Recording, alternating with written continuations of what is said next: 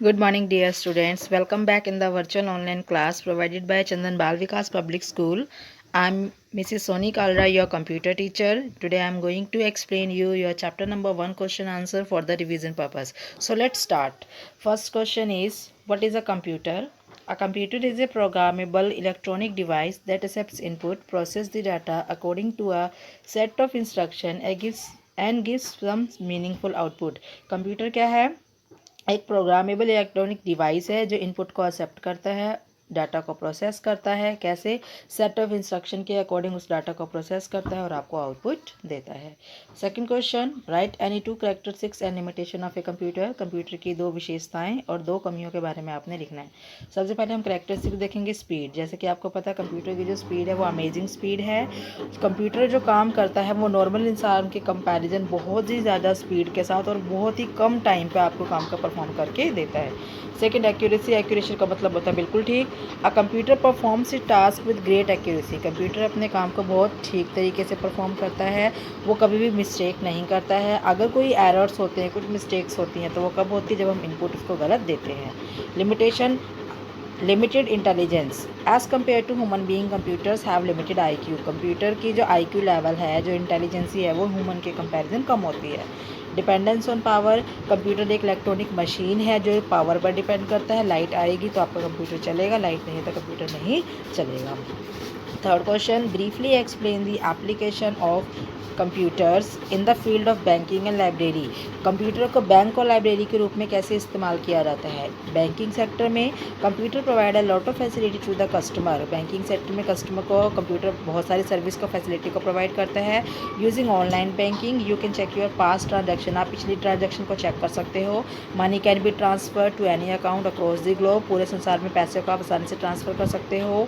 Internet banking also allow you to use ATM। आप ATM use कर सकते हो, डेबिट कार्ड यूज़ कर सकते हो शॉपिंग करने के लिए, टिकट्स को परचेज कर सकते हो, बिल पे कर सकते हो, सर्विस को यूज़ कर सकते हो, लाइक इलेक्ट्रिसिटी बिल पे कर सकते हो, टेलीफोन आप पे कर सकते हो, post and paid mobile phone आप यूज़ कर सकते हो।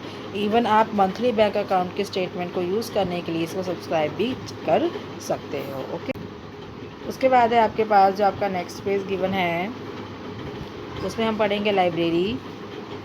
सेकंड टॉपिक है लाइब्रेरी की। कंप्यूटर लाइब्रेरी में कैसे यूज़ होता है? A computer helps to maintain the record of the issue and the deposit date of books. आपने लाइब्रेरी से कोई बुक ली है तो कब इशू की गई है, कब आपने डिपॉजिट करी है, CD कौन सी ली, सबका रिकॉर्ड बनता है। उसके अंदर इंडेक्स तैयार किया जाता है, पर्टिकुलर बुक को सर्च किया जाता है, मैगजीन का रिकॉर्ड होता है, जर्नल्स का रिकॉर्ड होता है। सभी ऑनलाइन ट्रांजेक्शन के तरफ से कंप्यूटर को यूज़ किया जाता है। फोर्थ क्वेश्चन है, what is the difference between RAM and ROM. RAM और रोम के बीच में डिफरेंस बताना है। तो रैम क्या है? Random access memory is volatile, memory is temporary. मतलब इसकी जो मेमोरी है वो टेम्परेरी होती है, डाटा को परमानेंट स्टोर नहीं करता है। और जो रोम है वो डाटा को परमानेंट स्टोर करता है। Second, we can read and write the data present in the RAM. आप रैम के अंदर जो डाटा है उसी को रीड कर सकते हो, उसी को राइट कर सकते हो। ये क्या है? रोम। इसमें सिर्फ आप डाटा को रीड कर सकते हो, राइट नहीं कर सकते हो। RAM store the application program, इसके अंदर एप्लीकेशन प्रोग्राम को स्टोर करते हैं। और रोम क्या करता है? इनिशियल प्रोग्राम, उन प्रोग्राम को स्टोर करता है जिसकी हेल्प से कंप्यूटर स्टार्ट होता है। इसके टाइप्स है SRAM, DRAM, SD-RAM और DDR। इसके टाइप्स हैं रोम के PROM, EPROM, EEPROM और मार्क्स रोम। ठीक है। क्वेश्चन नंबर 5 है, what is the need of secondary memory. Secondary memory की क्यों ज़रूरत है? Secondary memory is use to store large amount of data and instruction permanently. Data को परमानेंटली स्टोर करने के लिए सेकेंडरी मेमोरी हम यूज़ करते हैं। जो the main memory of a computer is temporary. जो कंप्यूटर की मेन मेमोरी है वो टेम्परेरी होती है, महंगी होती है और उसकी स्टोरेज कैपेसिटी होती है वो कम होती है। इसीलिए डाटा को स्टोर करने के लिए एक अलग से हमें सेकेंडरी स्टोरेज की डिवाइस की ज़रूरत पड़ती है। ये क्या करता है? हमारी इन्फॉर्मेशन को परमानेंटली स्टोर करता है और लंबे टाइम तक आप उसको कभी भी यूज़ कर सकते हो। Question number 6, what do you mean by statement computer work diligently. Diligently statement से आप क्या समझते हो? This means a computer completes every task given to it without taking any break. अगर हम इंसान को कोई काम देते हैं तो वो क्या करता है? थोड़ी देर रेस्ट करता है, फिर काम करता है, फिर रेस्ट करता है, फिर काम करता है। लेकिन जो कंप्यूटर है वो बिना रुके आपके काम को पूरा करके आपको देता है। इसका मतलब होता है diligently. Okay.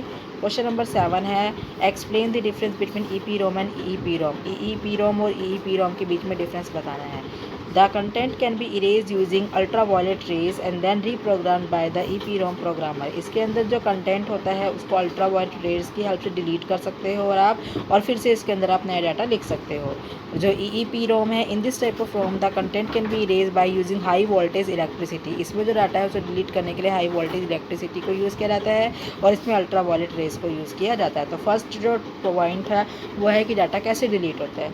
Second point, while erasing content by using ultraviolet rays the entire content has to be erase. इसमें जब आप अल्ट्रावायलेट रेज को यूज़ करते हो तो पूरा का पूरा कंटेंट डिलीट करने की ज़रूरत पड़ती है। EEPROM में the entire content may not be erase as it has the option to delete selective portion of a memory.